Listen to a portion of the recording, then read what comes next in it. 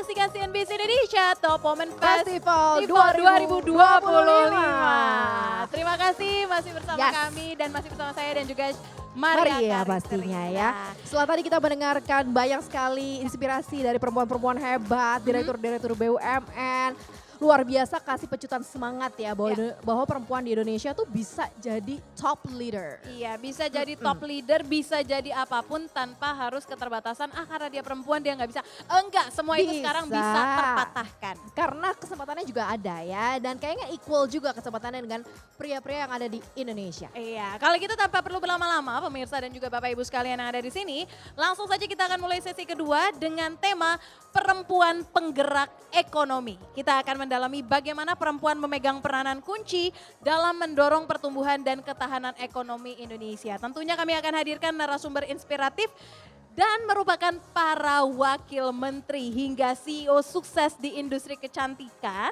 Dan kita juga akan mengeksplorasi peran strategis perempuan baik dalam menciptakan peluang, memberdayakan masyarakat dan membangun ekosistem ekonomi yang inklusif dan berkelanjutan. Dan kali ini diskusi akan dipandu oleh rekan baik saya Maria Katarina. Berikan tepuk tangan. Terima kasih Syafina, thank you. Baik Bapak Ibu sekalian, perempuan bukan hanya pelaku tetapi juga penggerak utama dalam denyut ekonomi bangsa. Dalam sesi ini kita akan menyimak bagaimana para perempuan luar biasa ini dari jajaran wakil menteri hingga pelaku industri kreatif mengukir peran strategis dalam memajukan sektor perdagangan, ekonomi kreatif, dan kita juga akan melihat dan mendengar bagaimanakah cerita atau kisah seputar kependudukan dan juga kewirausahaan melalui tema perempuan penggerak ekonomi. Kita akan mendengar bagaimana semangat pemberdayaan wanita menjadi pondasi penting bagi pertumbuhan ekonomi yang lebih inklusif dan berkelanjutan. Untuk itu saya akan langsung saja mengundang para narasumber yang luar biasa untuk bergabung bersama kami di On Stage. Yang pertama, Ibu Airin Umar, Wakil Menteri Ekonomi Kreatif RI. Berikan tepuk tangan untuk Ibu Airin.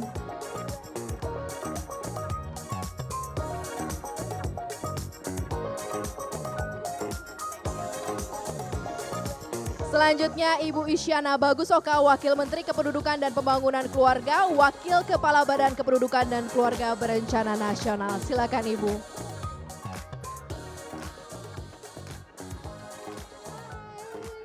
Dan selanjutnya Ibu Dia Roro Esti, Wakil Menteri Perdagangan RI. Berikan tepuk tangan untuk Ibu Dia Roro.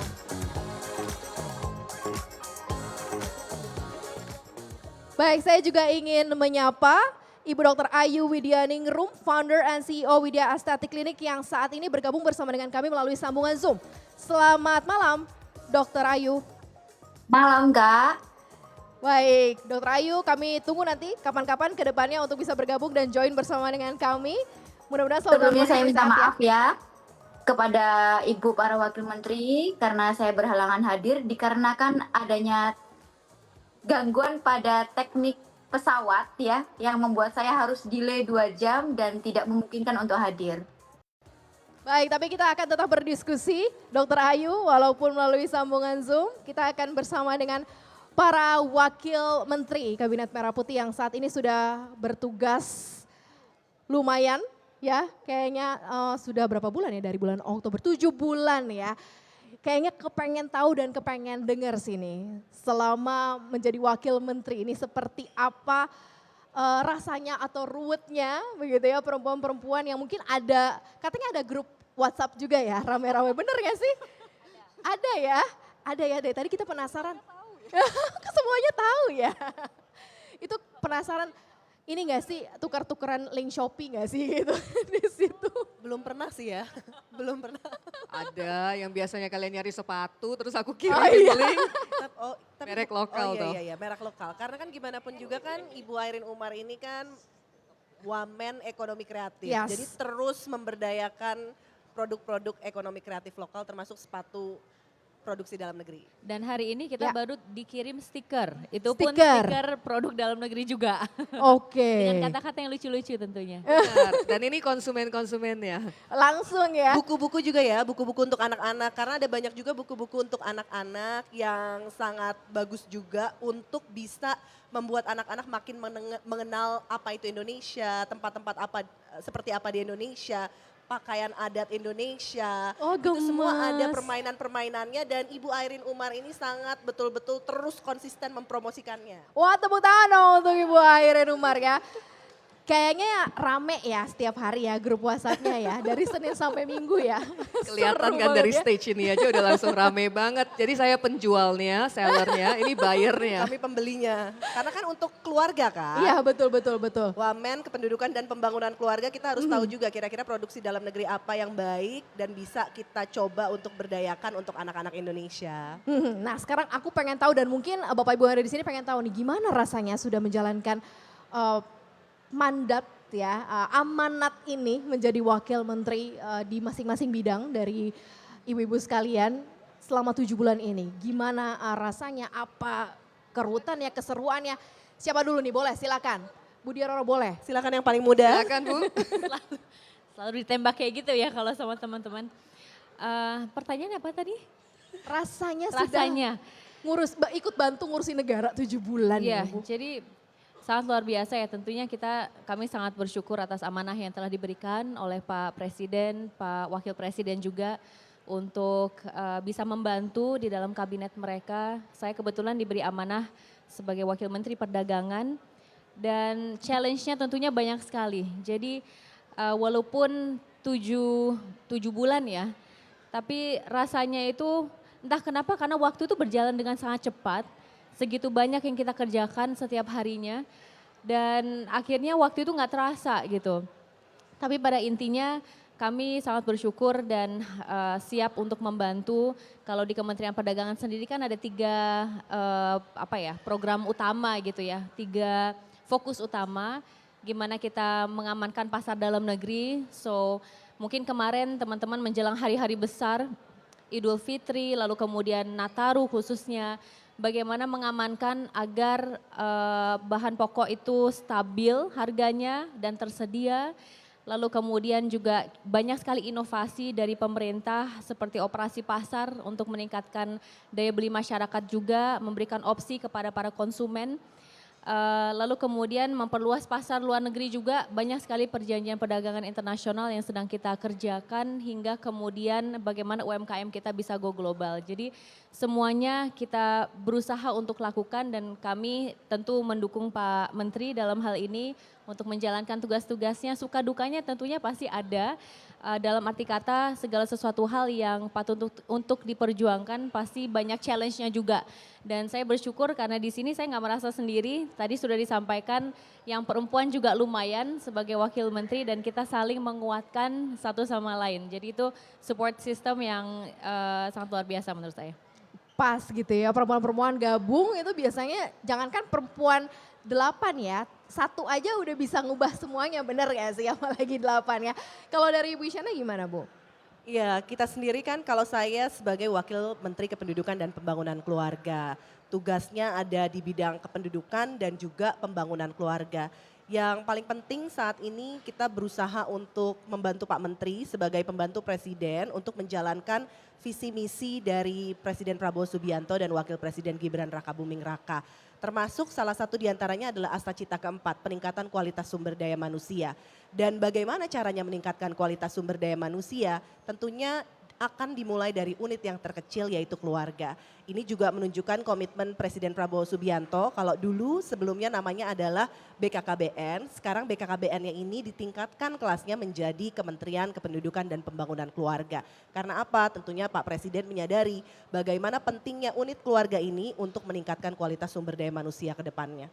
Oke, menarik sekali. Boleh berikan tepuk tangan dong untuk Bu Isyana. Kalau Bu Airin sendiri seperti apa? Tadi kan kayak Bu Airin yang paling sangat aktif nih berada di grup WhatsApp ya. Karena juga karena di aktif ekonomi jualan. kreatif ya Bu. Betul.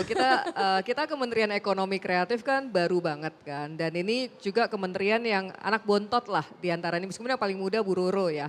Jadi anak bontot, jadi masih belajar dari kedua ibu-ibu ini untuk melihat apa sih yang bisa dikerjakan dari segi government sector. Kalau ditanyakan bagaimana perasaannya selama 215 hari menjabat, hari ini 215 hari. Kenapa kita menghitung hari? Sebenarnya bukan karena konotasinya buruk ya, karena setiap hari itu sangat penting buat kita. Pas kita ngelihat, oh 214 hari, 215 hari memegang amanat, apa yang sudah kita lakukan sebelumnya kita refleksi diri dan apa yang harus kita lakukan sekarang karena urgensinya itu ada. Kita nggak bisa yang oh ya ini procrastinate deh besok-besok aja. Hari ini bisa ngerjain apa? Yuk kita ngerjain hari ini karena besok masih banyak lagi yang harus dikerjakan. Jadi sense of urgency-nya selalu ada. That's why setiap kali menghitung hari, setiap hari itu ini kita megang mandat dari teman-teman teman-teman yang ya seluruh warga negara Indonesia baik yang ada di Indonesia maupun ada di luar. Tapi seperti yang dikatakan oleh teman-teman ya sangat merasa bersyukur ya di sini kita bertiga perdagangan ya kita harus berdagang ke luar negeri juga kan. Bagaimana kita bisa meningkatkan ekspor dan kalau dari Aircraft kan melihatnya itu adalah ekonomi kreatif, it's a new engine of growth. Kalau sebelumnya mungkin hanya melihat ke sumber daya alam yang Indonesia sangat amat kaya, tapi ada satu yang dilupakan bahwa kekreativitas orang Indonesia itu luar biasa kaya sekali. Bagaimana kita bisa menggabungkan semua bukan potensi tapi yang sudah ada supaya memperkuat ekonomi kreatif Indonesia melalui lewat kanal-kanal perdagangan yang sudah disiapkan oleh Kementerian Perdagangan dan seperti yang Bu Isyara katakan keluarga itu mulai dari yang paling unik, paling kecil itu mulai dari keluarga gitu loh. Jadi itu ada luar negerinya, international trade, ini dalam negerinya. Soalnya saya tanyain deh yang di sini, memegang keputusan untuk belanja, bukankah itu mama? Betul, perempuan itu kan sangat penting ya untuk dalam Seorang mengambil ibu. keputusan pada saat kita melihat kira-kira apa yang akan menjadi prioritas untuk dikeluarkan dulu uangnya. Sesimpel misalnya kalau lagi mau liburannya kemana, pilihnya nginep di mana, apakah di hotel kah, atau misalnya mencari Airbnb kah, atau misalnya mencari tempat-tempat yang lain. Itu semua biasanya perempuan yang akan lebih detail mencari, sekaligus juga mengurus kira-kira oke kapan timing yang tepat untuk melakukan sebuah pengeluaran ekonomi. Itu ada di perempuan Ja- ya semuanya Jadi ya. kalau saya berjualan, saya membantu Anda teman-teman untuk mengkurasi produknya. Lulus gak secara nasional, lulus gak secara internasional. Nembus dua ibu ini, ayo kita go forward. Pas ya kompaknya, tapi 215 hari itu Sabtu Minggu dihitung juga nggak Bu Airin? Hitung, ini hari Sabtu. Itu kan? Sabtu Minggu. Ini Termasuk Sabtu Minggu kita tentunya. juga ada di sini kan. Tapi sebetulnya kita melihat kalau kita melihat Presiden Prabowo Subianto kan juga tidak kenal lelah ya, terus bekerja. Jadi kami Kabinet Merah Putih juga terus berusaha untuk mengikuti ritmenya karena Pak Presiden sudah bekerja begitu keras dan luar biasa, kami juga harus mengikuti ritmenya. Apalagi kami juga sudah memegang janji, kami dilantik di istana sehingga kami perlu menjalankan janji itu sendiri. Wow, luar biasa. Jadi kalau mau jadi wamen itu dihitung sampai Sabtu Minggu ya. Dan libur tanggal merah, tidak peduli itu ya. Oke, saya mau sapa Dr. Ayu juga yang saat ini bergabung bersama dengan kami melalui sambungan Zoom untuk kita berdiskusi bersama juga. Karena beliau juga salah satu tokoh inspiratif tentunya ya dari kecantikan, dari beauty ya. Dr. Ayu, nah melihat tren kecantikan saat ini, persaingan di dunia kecantikan, apalagi ada ibu-ibu wamen yang cantik-cantik juga di sini. Seperti apa Anda kemudian sebagai perempuan yang juga terjun di dunia estetika ini bisa bersaing dan mengeluarkan produk-produk unggulan? Menurut saya perkembangan estetik di Indonesia luar biasa pesat dikarenakan Indonesia mengacu pada Korea Selatan yaitu estetik, beauty, and contouring ya. Tetapi di sini yang perlu kita tekankan adalah kenapa kami berbeda dari yang lain. Kami selalu tidak hanya fokus pada kecantikan orang yang sehat, tetapi kita fokus pada pasien-pasien saya yang mengalami kencing manis, kanker, autoimun, dan lupus. Di mana semua pasien ini bisa melakukan treatment kecantikan dengan aman. Itu kenapa kita memberikan inovasi terbaru di bidang dermatologi estetik yaitu booster ataupun tindakan contouring yang melakukan autologous treatment. Oke, baik. Berarti bukan hanya sekedar skincare ya, ini beyond skincare ya. Karena juga memperhatikan kondisi-kondisi khusus begitu ya. Oke, aku mau balik lagi ke Bu Dia Roro nih ya. Bu, menurut Ibu sendiri seperti apa sih peran perempuan sebagai penggerak ekonomi? Kalau tadi side-nya Bu Isyana dari keluarga udah jelas ya. Pria kepalanya, perempuan lehernya, mohon maaf nih ya. Kalau nggak leher nggak ikut gerak nggak bisa, bener nggak Bu? Nah kalau dari penggerak ekonomi nasional ini seperti apa Bu Dia Roro? Ya, jadi perempuan tentunya mempunyai peran yang sangat penting. Kalau kita ngelihat perempuan itu juga harus mampu beradaptasi dengan multi peran yang dimiliki.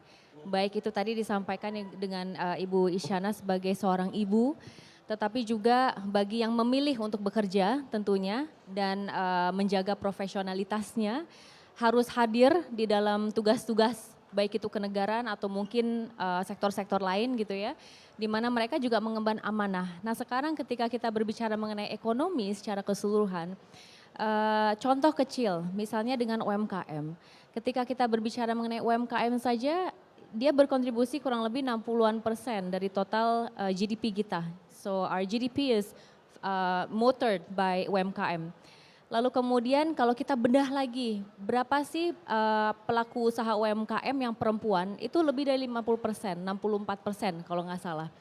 Nah maka dari situ kita bisa melihat bahwa perempuan itu sebetulnya mempunyai kemampuan untuk kemudian menunjukkan kreativitasnya melalui berbagai macam cara dan kemudian mempunyai kemampuan untuk berkontribusi terhadap pertumbuhan ekonomi nasional dengan mungkin lini dan spesialitas yang dimiliki masing-masing. Hal-hal kecil sebetulnya karena perdagangan itu kan bisa terjadi di skop yang kecil hingga besar.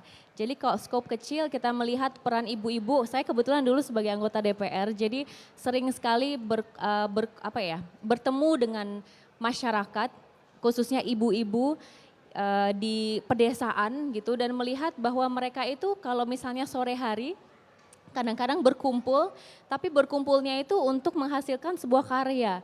Karyanya itu apa? Bisa masak, bisa bikin keripik gitu yang kemudian dijual dengan lokus yang nggak terlalu besar sebetulnya. Jadi untuk dijual ke tetangganya dan lain-lain. Tapi saya juga ketemu dengan masyarakat yang dia visinya lebih besar lagi. Jadi dia kepingin agar produk-produknya itu dikenal Nusantara. Jadi seluruh Indonesia tuh bisa kenal produknya hingga ada juga yang lebih advance lagi agar produknya itu bisa ekspor jadi bisa dikenal di dunia internasional.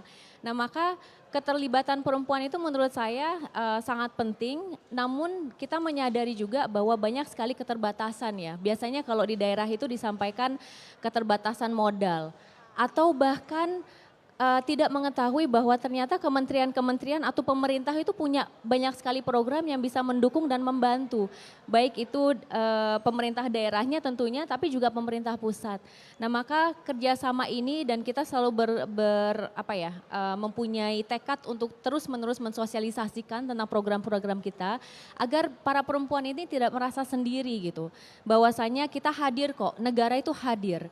Nah sekarang bagaimana kita mensinergikan semuanya agar kemudian mereka bisa lebih berdaya lagi. So I think empowering women in this sense is very important.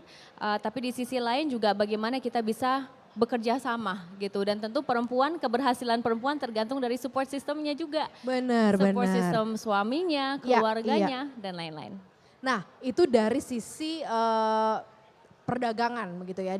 Dari sisi di mana bisa lebih mempertajam begitu ya instingnya perempuan untuk kemampuan berusaha, dia nggak sendirian jadi kalau gagal ya bisa sama-sama gitu ya. Kalau Bu Isyana dari BKKBN sendiri, kalau untuk mendukung perempuan khususnya dalam posisi strategis, dia pendidik juga, pengelola keuangan juga, kemudian bisa jadi pelaku usaha juga sangat multitasking ini perempuan ini seperti apa Bu Isyana? Iya, kalau dari kami sendiri dasarnya itu salah satunya adalah Undang-Undang Nomor 52 Tahun 2009 dan tentang bagaimana kita pembangunan kependudukan dan juga peningkatan kualitas keluarganya. Dan salah satu di situ memang adalah bagaimana kita meningkatkan kesejahteraan ekonomi keluarga salah satunya dan salah satunya adalah meningkatkan ketahanan keluarga. Untuk meningkatkan ketahanan keluarga kita bergerak melalui sesuatu yang kita sebut sebagai siklus hidup. Ini semua betul-betul harus diperhatikan mulai dari calon pengantin, kemudian keluarga dengan balita dan anak, keluarga dengan anak usia remaja, dan keluarga dengan lansia. Ini semua memiliki tantangan-tantangannya sendiri dan kami juga punya unit-unit seperti Bina Keluarga Balita, Bina Keluarga Remaja, Bina Keluarga Lansia. Tujuannya apa? Untuk memberikan edukasi, sosialisasi tentang apa-apa saja yang harus dilakukan. Dan kemudian untuk meningkatkan kualitas ekonomi keluarga, kesejahteraan keluarga. yang perlu dilakukan tentunya salah satunya adalah bagaimana perencanaan keuangan keluarga. Ini kan menjadi sangat penting. BKKBN juga Kementerian Kependudukan dan Pembangunan Keluarga melakukan beberapa pelatihan-pelatihan juga bekerja sama dengan OJK untuk memberikan pelatihan bagaimana merencanakan keuangan dengan baik. Karena kan bagaimanapun juga kalau keuangan terencana dengan baik, keluarga juga akan lebih tenang dalam menjalankan kehidupannya sehari-hari. Mulai dari bagaimana mengalokasikan uang sekolah, uang untuk kebutuhan sehari-hari, hingga kemudian dana darurat, persiapan untuk pensiun nantinya, asuransi dan segala hal yang terkait dengan perencanaan kebutuhan keluarga. Itu kami lakukan juga. Dan salah satunya terkait juga tadi untuk UMKM, kami juga punya yang namanya UPPKA.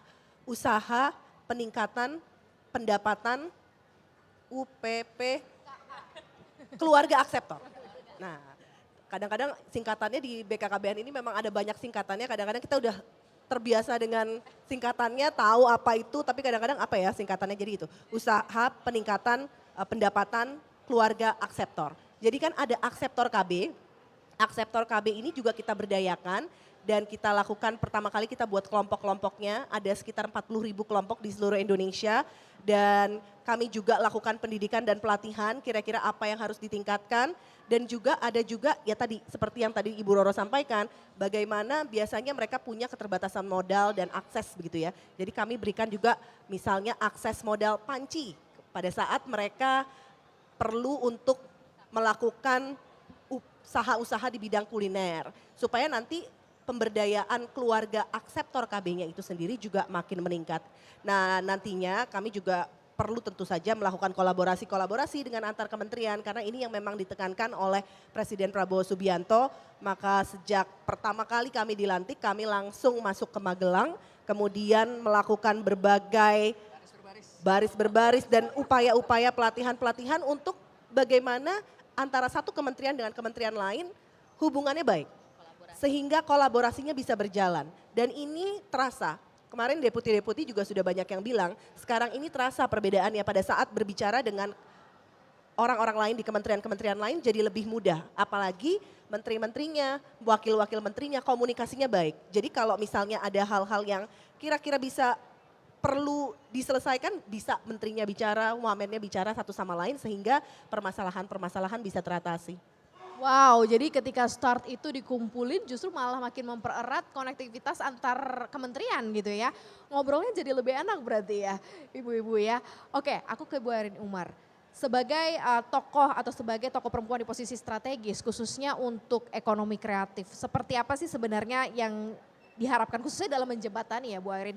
Dunia bisnis, teknologi dan juga kebijakan publik. Ini seperti apa? Sebenarnya itu kita tuangkan dalam hexahelix kan, di mana bukan hanya dari pihak government. Kalau government jalan sendiri, satu kementerian jalan sendiri, itu nggak bisa jalan. Makanya Pak Presiden selalu mengatakan bahwa jangan forget about ego sektoral, forget about ego kementerian, forget about ego pribadi. Dan sering banget di awal-awal itu ditanyain, sebenarnya visi Kementerian Ekraf ini apa sih? I always say, we don't have a vision. Kesannya kayak sombong banget, kayak nggak berguna banget ya. We don't have a vision. Kenapa? Karena kita semua cuma ada satu visi, Indonesia emas. Dan ini seharusnya should not be just the kementerian atau pemerintah punya visi. Ini adalah visi seluruh warga negara Indonesia. Karena kita sudah dimagelangkan kan, sudah baris berbaris. Dari satu baris berbaris itu sebenarnya luar biasa ya. Kita di sana itu bondingnya paling lekat itu di sana. Karena belok kanan belok kiri kalau salah bareng-bareng gitu loh. Nah dari sana itu bondingnya terasa banget. Dan saya baru ngerasain bahwa dengan kita baris berbaris itu menyatukan irama hati. Supaya pas kita maju melangkah menuju Indonesia emas kita bisa bersama-sama. Itu satu. Cuman bahasa kita kan semuanya beda-beda ya.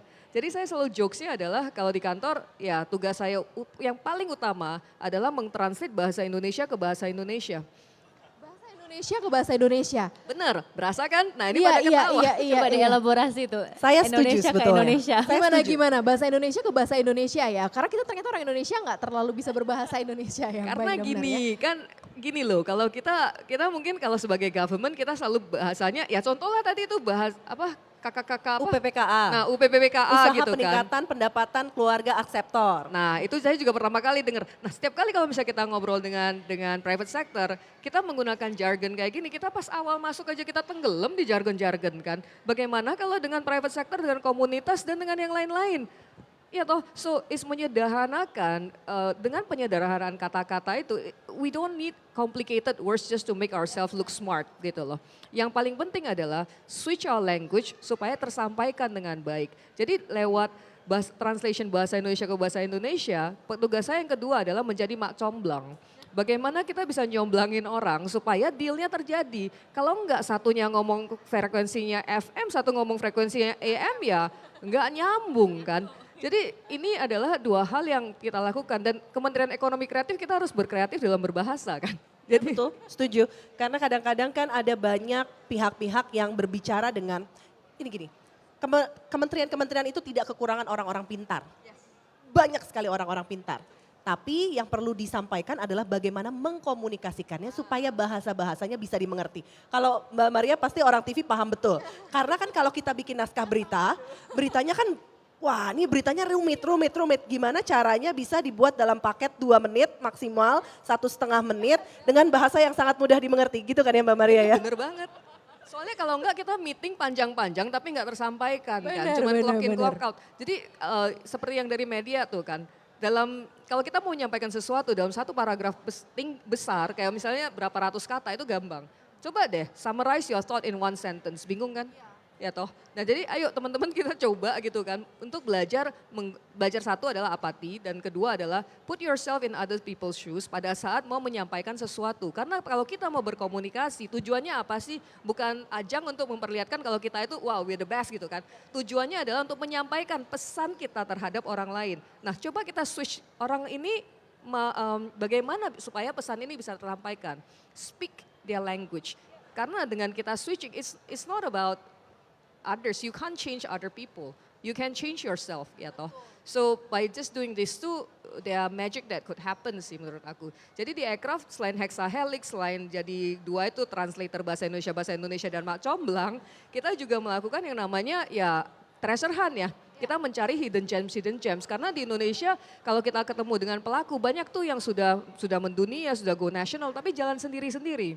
Kalau misalnya jalan sendiri-sendiri ini cuma jadi percikan api yang sangat kecil. Sedangkan kita pengennya apa? Indonesia emas. Ini adalah api yang sangat amat membara. Jadi sekarang dari kita terutama under ekonomi kreatif ya, kita kumpulin nih semua kekuatannya. That's why kita nge-launch satu program kecil namanya Aircraft Hunt di mana kita bisa melihat kalau zaman dulu ada yang namanya Yellow Pages kan. Zaman dulu. Ketahuan Yellow angkatannya Pages. ya. Ngalamin Masih gak ya kecil. semuanya? Mama saya suka, nggak mau tahu ya. Ketahuan ya Nggak angkatannya ya. ketahuan kan. Mama saya soalnya suka Roro pakai tahu nggak Yellow Pages gitu. Kan. Tahu kita masih tahu tahu ya? Yellow Pages. Yellow Pages. Jadi buku kuning itu kita lagi siapin, bukan dalam bentuk fisik, tapi dalam bentuk digital. Di mana teman-teman bisa mendaftarkan. Tujuannya apa sih? Supaya ada one stop, teman-teman biar bisa tahu. Saya yakin kalau ngelihat sepatu saya sekarang, teman-teman pasti banyak yang nggak tahu kalau ada sepatu tolak angin. Iya Contoh. loh, aku baru lihat Ibu Airin. Ya kan? Nah, ada yang tahu, nah yang nggak tahu silakan di Google. Tapi kebayang nggak sih kalau setiap kali ada sesuatu yang baru kita harus Google lagi kan. Bagaimana ada satu tempat one stop solution. Nah inilah yang kita namakan under Aircraft Hunt kita udah nge-launch dan sedang ngebangun kembali. This is a continuous progress dan harapannya ini adalah sesuatu yang bisa disuguhkan. Kalau nggak ketemu dengan ibu-ibu ini, wah saya jadi kayak toko berjalan kan. Bawa sampel kemana, tahu gak ini bolak-balik loh, ini Indonesia loh. Tahu gak Iya, tadi aku iya. baru belanja stiker loh, ya kan? Susah kan, tapi kalau misalnya saya bilang, guys you wanna buy shoes, kesini aja, coba lihat deh ada siapa aja, terus ke toko masing-masing. Kan lebih gampang ya, dan itu satu kebanggaan, bukan hanya untuk kita yang ada di nasional, hati-hati mas. Tapi juga di Thank you, hati-hati Mas katanya Ibu Airin. di tingkat TV-nya sampai mati internasional. soalnya. Jangan sampai kesandung terus udah gitu lampunya jatuh gitu kan ya. Betul. Nah ini kekuatan perempuan mbak. Karena pas kita ngobrol di sini ya kan jadi narasumber kan ada sesuatu yang terjadi 360 degrees itu kita bisa tercapture gitu loh. Untuk make sure safety-nya ada. Luar biasa Inilah tepuk tangan perempuan. loh. Jadi kalau perempuan itu konsentrasi satu titik tapi ternyata bisa aware juga sama lingkungannya gitu ya. Bisa dan ini secara scientific udah proven. Yeah. You know what? With regards to our vision, actually perempuan itu bisa ngelihat kanan dan sebelah kiri 180 derajat. Iya, Belakang menyamping juga ya. 360 dong Betul. berarti. Jadi kita gimana? Makanya kalau gosipin orang pakai Enggak, sudut kalau mata. 340 sampai belakang. 360 tidak mungkin ya Ibu. Kita harus punya mata di belakang. Betul. Sementara laki-laki tuh biasanya cuma Tapi ke depan. laki-laki nggak bisa, iya. Iya. This Iya. is something that women have. So we may be looking this way, tapi kita tahu apa yang terjadi di kanan dan sebelah kiri. Iya. Jadi Hati-hati. laki-laki Yang berhati-hatilah dengan istrinya Tapi mungkin masing-masing. melihat ke depan tapi sebetulnya kanan kiri terlihat. Tunggu, ibu dia langsung Istri laki-lakinya ke masing-masing situ sudah tunjuknya. tahu. Oke, aku mau ke Dokter Ayu ya. Dokter Ayu, ini kan wamen-wamen luar biasa Indonesia ini kan concern sekali dengan pemberdayaan perempuan di bidang keluarga, usaha, ekonomi kreatif begitu. Sejauh ini kalau di estetik sendiri seperti apa kemudian pemerintah ikut hadir di sana nih yang dirasakan dari bisnis estetik yang selama ini dijalankan oleh Dokter Ayu? Kalau sekarang karena ngetrennya di Korea Selatan sudah mengarah ke estetik wellness ya. Jadi kita sudah mengembangkan yang namanya terapi blood stem cell. Nah, ini akan sangat booming di mana banyak hal yang bisa tercover. Selain dari estetiknya, kita juga bisa mengobati dan regenerasi sel secara menyeluruh.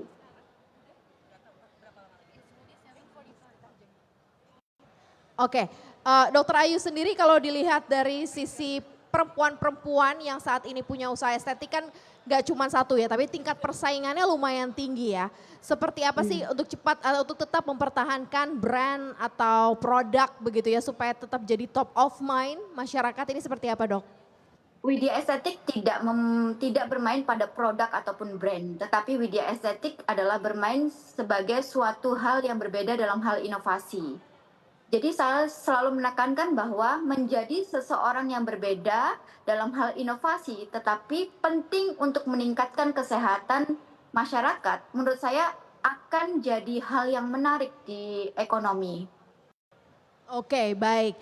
Nanti kita akan ngobrol lagi, Dokter Ayu. Saya mau ke para wamen yang ada di sini bersama dengan saya. Adaptasi apa yang paling sulit? Ini kan masing-masing dari background yang berbeda-beda. Kemudian memangku jabatan sebagai wakil menteri dengan mandatori atau mungkin scoop yang berbeda-beda walaupun saling terkoneksi satu sama lain.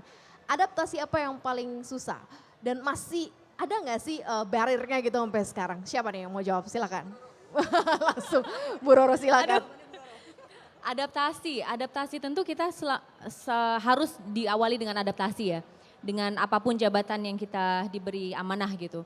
Kebetulan dulu saya sebagai anggota DPR memang satu hal yang mungkin mempermudah dalam proses adaptasi karena dulu di DPR itu kita berhadapan langsung dengan pemerintah. Jadi dalam merancang sebuah undang-undang itu kan harus bekerja sama dengan pemerintah tentunya gitu ya. Jadi kita dalam satu forum dengan para menteri, wakil menteri hingga jajaran eselon 1 hingga eselon 2. Namun yang menjadi challenge adalah dulu sebagai anggota DPR tentu fungsi kita adalah mengawasi pemerintah. Nah saat ini saya harus beradaptasi untuk berada di posisi pemerintah di mana kita gantian yang diawasi, itu yang pertama. Lalu kemudian yang kedua adalah kita sebagai eksekutor. Berarti tadi saya senang sekali Ibu Airin menyampaikan bahwa setiap hari itu ada nilainya. Every day matters dan kalau saya diajari orang tua saya juga dulu hingga waktu saya di DPR adalah bahwa setiap hari baik itu di DPR ataupun di pemerintah adalah bagian dari sejarah negara Indonesia. Nah maka kita harus mengoptimalkannya dengan baik dan beradaptasi tentu dengan berbagai tantangannya. Kita harus mengingatkan diri setiap hari sebetulnya. Tupoksi saya itu sebetulnya seperti apa. Lalu kemudian kembali lagi ke kolaborasi karena Pak Presiden Prabowo Subianto selalu menyampaikan ini dan mengingatkan kepada kami yang di pemerintah bahwasanya menitik beratkan kita tidak bisa bekerja sendiri gitu. Bahwasanya kita harus bergandengan tangan dengan pemerintah ataupun dengan kementerian lainnya. Misalnya dengan Ekraf kita udah ada kerjasama. Dengan BUMN kita juga udah ada kerjasama. Ini sebelah saya soon kita akan bekerja sama juga. Jadi intinya itu tadi. Jadi adaptasinya seperti itu. Mungkin outlooknya berbeda, tapi kita harus dalam hal ini lebih berinovasi aja sih. Berinovasi untuk bekerja sama dan bergandengan tangan. Oke, kalau dari Bu Isyana? Kalau adaptasi pasti ya, semua sesuatu yang baru itu pasti harus ada adaptasi yang dilakukan. Seperti yang tadi sudah disampaikan oleh Bu Roro. Tapi kalau saya melihatnya, selain kita melakukan adaptasi, kita juga harus melihat potensi-potensi yang ada. Jadi sekarang ini kami terus berusaha untuk melihat potensi-potensi yang ada di Kementerian Kependudukan dan Pembangunan Keluarga.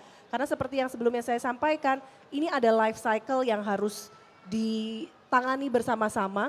Mulai dari bayi, balita, remaja, kemudian calon pengantin, ibu hamil, ibu menyusui sampai lansia. Itu semua ada berbagai hal yang bisa diedukasi di sana. Termasuk juga kolaborasi-kolaborasi dilakukan. Termasuk kami tentunya kementerian yang mendukung penuh program-program Presiden Prabowo Subianto, salah satunya makan bergizi gratis. Untuk makan bergizi gratis tujuannya salah satunya adalah untuk meningkatkan kualitas sumber daya manusia. Anak-anak sekolah diberikan makan bergizi gratis supaya nantinya mereka bisa mendapatkan konsentrasi yang baik pada saat menerima pelajaran. Tapi yang terpenting juga sebetulnya adalah bagaimana makan bergizi gratis ini juga merupakan salah satu upaya pemerintah untuk mencegah stunting. Karena selain disebutkan bahwa makan bergizi gratis untuk anak-anak usia sekolah, tapi makan bergizi gratis juga ditujukan untuk ibu hamil, ibu menyusui, dan anak-anak balita non-PAUD. Terutama ini menjadi sangat penting untuk pencegahan stunting karena pencegahan stunting itu sangat krusial di 1000 hari pertama kehidupan. Yakni mulai dari bayi masih dalam kandungan sehingga ibu hamil adalah sasarannya. Kemudian 6 bulan pertama kan anak-anak masih belum makan. Jadi masih ASI eksklusif sehingga ibu menyusui di situ. Kemudian selanjutnya sampai usia di bawah 2 tahun menjadi sangat krusial. Ini yang kami kerjasamakan dengan BGN. BGN menyiapkan makanannya, kader-kader kami di lapangan yang luar biasa, pekerja keras dan betul-betul menjadi ujung tombak ini yang menyampaikan ataupun mengirimkan ke rumah masing-masing. Karena berbeda dengan anak-anak usia sekolah, ibu hamil, ibu menyusui dan anak-anak balita non-PAUD tidak bisa setiap hari berkumpul di satu tempat. Sehingga kader-kader kami yang kemudian datang ke SPPG, kemudian mengantarkannya ke rumah-rumah warga. Jadi kolaborasi-kolaborasi dan berbagai potensi perlu dilakukan. Termasuk juga kita tahu bahwa kalau kita bicara tentang bantuan pada pemerintah, sekarang kan Presiden betul-betul menekankan pada data tunggal, DTSEN, data tunggal supaya sasaran-sasaran dari program-program ini dapat betul-betul menjadi sasaran yang tepat dan yang betul-betul membutuhkan. Kalau dari Kementerian Kependudukan dan Pembangunan Keluarga BKKBN, kami punya diamanahi oleh sesuatu yang dinamakan pendataan keluarga. Nah dari pendataan keluarga ini berdasarkan Inpres nomor 8 tahun 2025 tentang percepatan penurunan kemiskinan dan penurunan kemiskinan ekstrim, itu salah satu tugas kami Kemenduk Bangga, singkatannya Kemenduk Bangga. BKKBN itu Kementerian Kependudukan dan Pembangunan Keluarga. Kemenduk Bangga. Kalau singkatannya ini Wamenduk Bangga gitu. Ceritanya begitu. Nah, jadi salah satu tugasnya Kemenduk Bangga BKKBN adalah menyampaikan pendataan keluarga ini kepada BPS supaya nantinya bisa dijadikan DTSEN juga. Kurang lebih begitu. Ada kolaborasi-kolaborasi, potensi-potensi, adaptasi pasti. Tapi kita kalau terus berpikir tentang adaptasi ya harus kita lakukan. Ya memang salah satu tugas kita untuk beradaptasi. Tapi bagaimana kita melihat potensi-potensi untuk berkolaborasi dengan seluruh kementerian guna mewujudkan asta-cita Presiden Prabowo Subianto, itulah yang perlu dilakukan. Wow, luar biasa, keren banget Bu Isyana ya. Dan Bu Dia Roro juga sudah menyampaikan, ternyata udah kolaborasi. Tadi celutukan-celutukan ibu-ibu ini lucu deh, aku ngebayangin di WhatsApp pasti rame banget ya. Kalau lagi nyeletuk-nyeletuk gitu gemes banget. Baiknya jangan bergabung sih. Oke, kalau dari Bu Airin gimana Bu, adaptasi? Kalau adaptasi aku bagi jadi 2 kali ya. Satu segmen adalah secara pribadi. Bisa dilihat kan ibu-ibu ini sangat amat well spoken. Kalau nyampe ke aku itu language-nya aja mungkin sedikit berbeda kan. Ya, Tapi kan kita bisa bicara yang dengan penting kita nyambung. bahasa Ibu Airin ya Gemes kan? tentunya. Bahasa hati. Bahasa hati. Dan Gemes telepati. Coba bahasa hatinya gimana Bu Airin? Dong bahasa hati gitu kan. Aduh malu. Oke, balik nih back to laptop proper nih. Kalau secara pribadi saya dulu di private sector. Nah, dan private sectornya itu bukan di Indonesia pula toh. Jadi udah pasti yang pertama adalah culture shock, itu udah pasti. Kalau saya nggak ngomong itu it's impossible lah, nggak authentic. Jadi dari tutur bahasa, dari segala macam itu harus belajar dari awal. Dan kedua adalah birokrasi berbeda kan. Birokratis kasih itu sesuatu yang saya nggak tahu sama sekali dari dulu dan pas menghadapi itu oh my god gitu kan. Tapi setelah itu saya paham gitu kenapa birokrasi itu penting karena ini berhubungan dengan negara. Negara itu cross check balancesnya itu penting sekali. Diibaratkan kalau di private sector teman-teman deal with compliance right. That is exactly what's happening gitu loh. Kenapa ada birokrasi yang sedilimpet ini? Karena check and balances compliance itu sangat dibutuhkan. Apalagi negara kita 280 juta penduduk. Di mana satu polisi yang kecil yang kita lakukan itu bisa... Jangan galak dok. Mohon maaf. Oke, Santai, Dok. langsung. Lupa di It's mute okay. Ada yang bocor sepertinya ada yang ikut dalam obrolan Iya, kita. Gak apa-apa. Next, Ibu. Dari control roomnya sepertinya ingin ikut gabung karena kita di sini terus sekali sepertinya ya Mbak ya. Benar, ini salah satunya multi peran. Santai-santai dok. Oke, kita lanjut. Nah, Mbak Irin. jadi itu dari segi pribadi. Tapi kalau misalnya dari segi pekerjaan, sebenarnya adaptasi itu buat saya, I hold on true to one thing sih. God will not give us the challenge if they don't believe that we can not handle it. Jadi apapun juga yang datang ke kita, I believe it's a life lesson yang mana kita harus sedikit, habis itu kita bisa jalan gitu kan. Dan bahkan dikasih lihat jalannya. Dan di kabinet ini buat saya sangat amat merasa bersyukur karena grup chat itulah yang merupakan pembantu mental wellness-nya saya. Karena kalau nggak kebayangkan orang private sector tiba-tiba masuk ke dalam government jadi wamen gitu kan, pasti lost in translations. Jadi untung ada ibu-ibu kita yang sangat amat membantu dan membantu untuk menerangi hari-hari. Ini arahnya harusnya ke sini loh, ini maksudnya seperti ini gitu loh. Jadi buat saya itu yang sangat penting sih, makanya saya sangat bersyukur banget ke Pak Presiden dan kabinet ini ya. Karena ini pertama kali ya ada Magelang kan. Ya pertama kali ada Magelang. kali. Dalam sejarah Indonesia mungkin. I think ya? so ya. Wow. Dan yang Oke. paling penting sebetulnya mental wellness itu sendiri adalah bagaimana bentuk kita mendukung satu sama lain. Karena kita ingin woman support woman, kita ingin perempuan tidak meredupkan cahaya perempuan lainnya. Tapi yang penting adalah perempuan saling sama-sama menyalakan api-apinya supaya makin Keren banyak banget. perempuan yang bisa berkarya. Keren sekali. banget Nah ini ya. kekuatan perempuan nih buat teman-teman nih yang ngerasa aduh saya perempuan saya sendiri apalagi di dunia tech dan startup dan animation and gaming you know who I'm talking to right now you. Jadi guys cari teman-teman yang positif sesama perempuan untuk bergandengan tangan supaya maju bersama karena together we can gitu loh. Together we can. Oke, luar biasa ya. Balik lagi karena perempuan, kalau ada perempuan lain pasti saling support, saling dukung. Di sini aku mau kasih kesempatan buat yang hadir di sini untuk bertanya bersama dengan narasumber yang juga ada di sini. Siapa yang mau tanya? Ibu yang pakai baju biru silakan boleh. Dan satu lagi ibu yang pakai baju hijau ya. Oke, silakan ibu berdiri. Sebutkan nama. Sebentar Bu, sabar. Mikrofonnya teman-teman boleh dibantu. Yang di sebelah sini? Oh sebelah sini dulu. Sebelah, oke. Iya deh. Bener kan bahasa Indonesia ke bahasa Indonesia kan? Iya Nah, benar. Sebelah sini, sebelah sana. Selamat Silakan, Bu. malam, perkenalkan nama saya Sri dari Jackpreneur. Saya dari Jackpreneur? ya, saya Oke. UMKM. Saya mau bertanya dengan narasumber ya bertiga. Mungkin saya mau tanya opininya aja. Misalnya ada wanita leader ya. Tapi dia suaminya tuh nggak ngedukung. Bagaimana sikap dia di rumah gitu, biar rumah tangganya aman-aman aja daripada dia bercerai gitu ya. Itu aja sih minta pandangan itu aja. Udah Ibu, Udah, dari terima Jackpreneur ya kasih. Ibu ya. Wah luar biasa sekali. Satu oke, dijawab. Gimana tuh jadi leader tapi suaminya nggak mendukung. Ya, Ini nih. tentu saja perlu ada komunikasi dari hati ke hati antara perempuan leader dengan suami. Karena tentunya seperti yang dari tadi kita sampaikan, perempuan itu bisa berprestasi kalau memiliki support system. Mudah-mudahan jika dengan komunikasi lebih baik, diajak untuk mengerti dengan budaya-budaya masing-masing tentunya. Karena Indonesia ini tidak lepas dari budaya-budaya yang kita miliki. Tentunya ada cara-cara yang bisa kita lakukan. Sehingga dengan berkomunikasi, saling bicara dari hati ke hati, mudah-mudahan nantinya suami bisa mengerti. Tapi sebetulnya yang penting juga adalah pada saat sebelum menikah, sebaiknya dibicarakan sejak awal. Dibicarakan sejak awal karena semua orang berbeda. Jangan karena kita oh ya cinta kemudian langsung menikah gitu ya. Karena cinta mungkin awal-awal manis. Tapi itu nanti cinta atau bucin? bucin.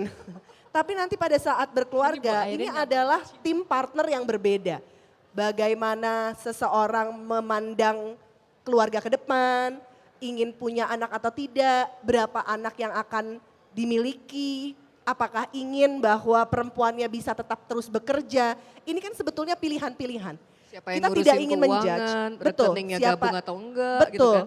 Apakah nanti kalau punya anak akan lebih memprioritaskan pasangan atau memprioritaskan anak, itu akan sangat berbeda. Kalau ini sudah bisa dibicarakan sejak sebelum menikah, nantinya persoalan-persoalan hidup yang semua yang sudah menikah pasti tahu lah. Mana ada rumah tangga yang gak ada persoalan? Gak ada.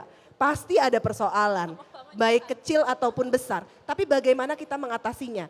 Dan sebelum menikah, itu kalau sudah bisa dibahas terlebih dahulu itu akan lebih baik. Karena yang penting untuk perempuan bukan untuk kita menjudge apakah perempuan jadi ibu rumah tangga, apakah perempuan menjadi pekerja di luar, apakah perempuan memiliki peran ganda dan lain sebagainya. Tapi yang paling penting adalah seorang perempuan punya pilihan dan perempuan itu memilih dengan sadar sesuai pilihannya sendiri.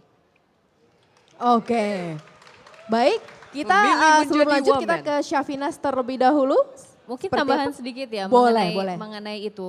Karena memang betul peran suami itu sangat berarti dan sangat menentukan juga trajectory ataupun masa depan seorang perempuan yang memang mempunyai visi untuk berkontribusi.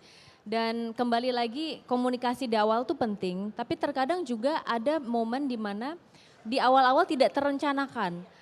Dan ketika sudah menikah tiba-tiba banyak sekali kesempatan gitu kan. Nah maka kembali lagi komunikasi ya Mbak ya. Komunikasi itu sangat amat penting dan komunikasinya bukan hanya sekedar memberitahu tapi deep talk. Jadi menanyakan bagaimana opininya. Dan sebetulnya ini proses negosiasi juga bagaimana untuk kemudian mendapatkan jalan tengah gitu kan. Terhadap sesuatu hal yang menurut mbaknya atau mungkin anggota keluarganya siapapun itu yang mengalami permasalahan ini. Bisa kemudian berada di sebuah posisi di mana bisa mengaktualisasikan diri gitu. Karena pada intinya memang betul tadi sebelum nikah gitu ya. Pada intinya kan perempuan itu sebetulnya idealnya mempunyai pilihan untuk baik itu menjadi perempuan ataupun ibu rumah tangga atau sebagai perempuan yang berkarya dan memang bekerja gitu ya.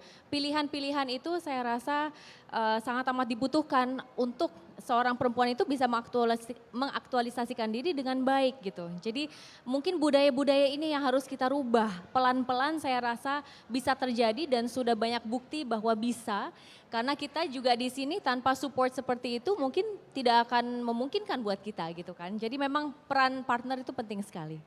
Baik, Bu Airin ada yang ingin ditambahkan?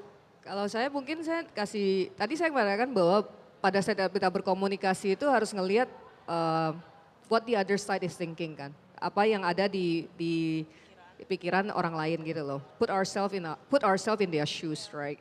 Nah ini yang kalau ngomongin woman leader, kita kan woman leader juga ya. Kita juga tahu lah we are very strong headed, right? Ngakulah kita kan.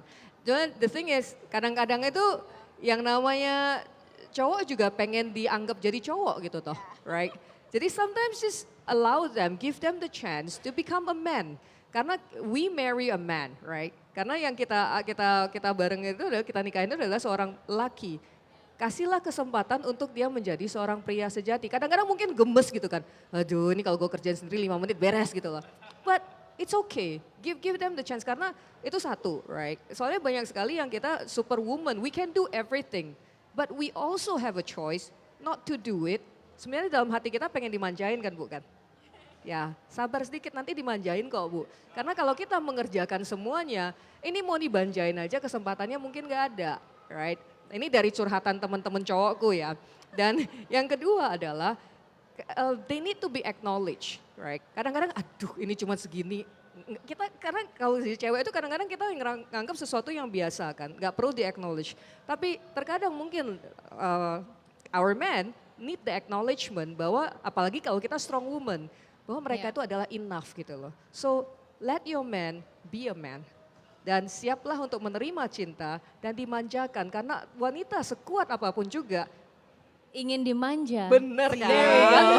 So we're finishing each other's sentences. This is what's happening right now. Nah, let me ask, Ibu pengen dimanja gak Bu? Pengen kan? Mau ya, Bu, ya. Berilah kesempatan kepada dan komunikasikan kepada Bapak. Pa, saya itu juga pengen loh Loh, belum tentu dimanjain. ibunya loh.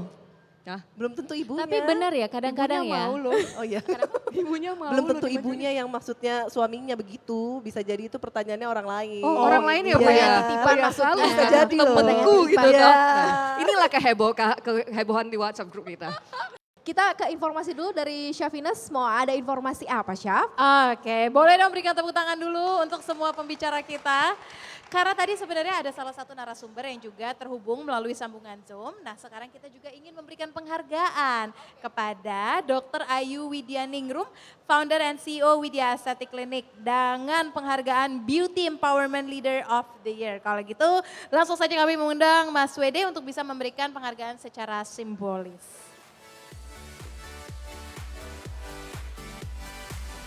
Iya, oke, boleh difoto bersama dan ini adalah sebuah simbolis Mas Wede karena Dr. Ayu tidak bisa hadir dan kita akan tetap berfoto bersama dengan Dr. Ayu. Iya, terima kasih banyak juga Dr. Ayu ya. Mohon maaf ya Mbak bocor, emak-emak ya, mohon maaf. Gak apa-apa. Gak apa-apa Dimaklumi, Dr. Ayu, sangat thank you. dimaklumi. Bisa ikut Terima bareng-bareng kok. Iya, oke. Oke. Penghargaan akan Ya. diberikan oleh CEO CNBC Indonesia, Mas Wahyu Daniel. Silakan.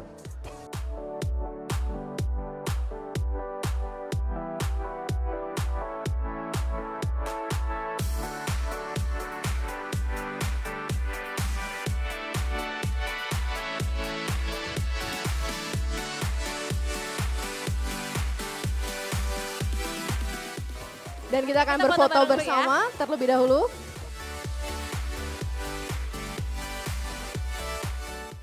Oke, terima kasih.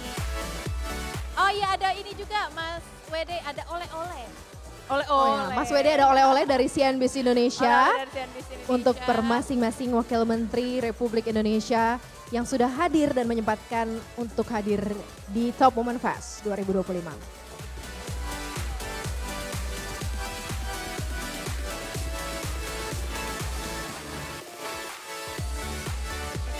Kita foto lagi, Foto lagi boleh. Oke, terima kasih. Kasih tepuk tangan untuk para narasumber yang sudah hadir. Sayangnya kita nggak bisa lanjut bergosip, ibu-ibu ya. Ini waktunya sudah selesai.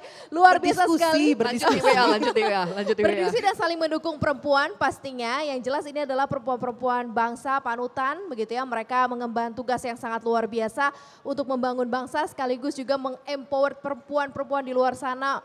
Karena kalian gak sendiri gitu ya. Ada yang bertugas di sini menjadi wakil perempuan di kabinet Bapak Prabowo Subianto dan juga Gibran Rakabuming ya. Dan juga Dr. Ayu, terima kasih Dr. Ayu juga sudah bergabung, sukses terus Dr. Ayu. Kami tunggu juga untuk bisa kapan-kapan kita bertemu begitu ya Dr. Ayu. Dan berikan tepuk tangan yang meriah untuk narasumber hari ini Ibu Airen Umar, Wakil Menteri Ekonomi Kreatif RI. Kemudian Ibu Isyana Bagus Oka, Wakil Menteri Kependudukan dan Pembangunan Keluarga, Wakil Kepala Badan Kependudukan dan Keluarga Berencana Nasional. Dan Ibu Diah Roro Esti, Wakil Menteri Perdagangan RI. Dan juga Ibu Dr. Ayu Widyaningrum, Founder and CEO Widya Aesthetic Clinic. Sudah berdiskusi di sesi kedua, terima kasih banyak. Berikan tepuk tangan yang meriah. Oke, ini luar biasa sekali. Sebenarnya kita masih kepengen banget untuk ngobrol lebih banyak lagi ya bersama dengan narasumber. Tapi memang karena waktunya sangat-sangat terbatas. Tapi kita sudah dapat inspirasi hari ini. Karena banyak sekali kisah-kisah inspiratif tentang bagaimana perempuan Indonesia bergerak maju menjadi perempuan-perempuan di top leader di bagiannya masing-masing. Iya. Dan tentunya semoga apapun yang dibagikan pada hari ini bisa memberikan kesempatan dan juga wawasan bagi seluruh yang menyaksikan baik secara langsung maupun yang Anda pemirsa ada di rumah sehingga tidak berhenti bermimpi. Karena sekarang mimpi untuk semua orang, semua kalangan dan semua gender. Tidak terbatas perempuan ataupun laki-laki termasuk kita. Benar ya, setuju banget gitu ya. Jadi jangan pernah ada apapun menghalangi langkah kalian untuk lebih bersinar terang seperti bintang. Betul Ya. Dan tentunya acara hari ini bisa terlaksana dengan baik karena adanya dukungan dari PT Bank Rakyat Indonesia Persero Tbk, In Journey Shopee, Widya Aesthetic, Indonesia Asahan Aluminium atau Inalum, dan L'Oreal Indonesia. Terima kasih untuk semua yang sudah mensupport acara pada hari ini. Saya Maria Katarina. Dan saya Syafina Sasyar pamit undur diri, kita ketemu lagi di agenda berikutnya. Di Top Woman Festival tahun depan. Sampai jumpa.